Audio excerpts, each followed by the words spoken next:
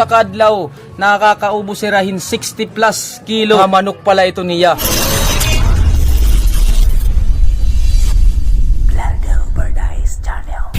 Alright mga Igsuso, good day. Nandito tayo ngayon sa isang tindahan dito sa Barangay San Andres, Purok 4, na ay interviewin natin sa regarding po sa kanyang mga tinda. Pwede ko bang mahingi yung konting oras mo sa mga konting katanungan lamang? Anong pangalan mo po muna? Sis Angelica po. Ayun, from San Andres. San Andres. Okay.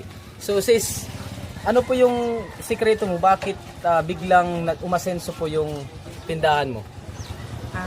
Yung sekreto ko po yung una yung Diyos. Lagi po natin unahin yung Diyos bago ang lahat. Kasi yun naman yung utos ng Diyos.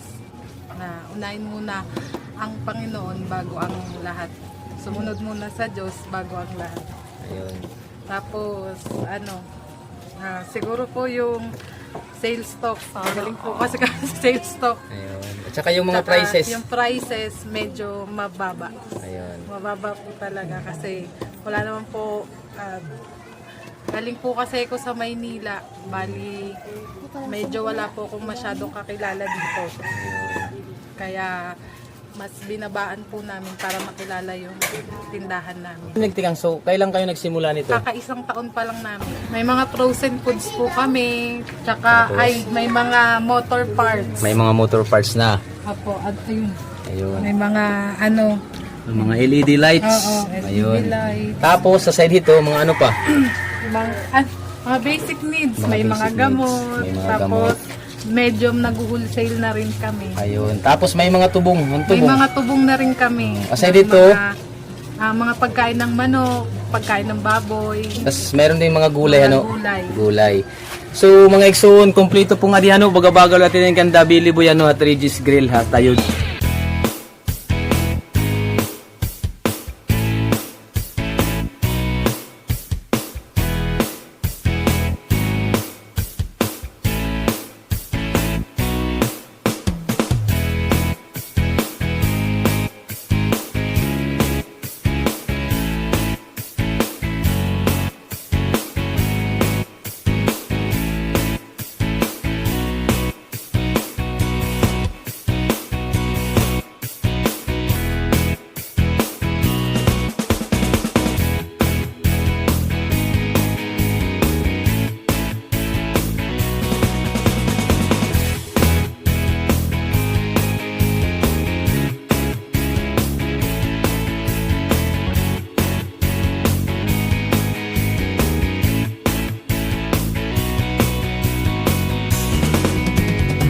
Is meron ka bang shout out? Ano po yung masasabi mo sa lahat ng mga mamimili at mga kakilala mo po?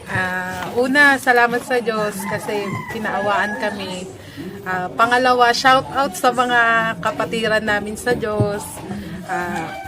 Magpakatatag po tayo. Tsaka shout out sa San Andres.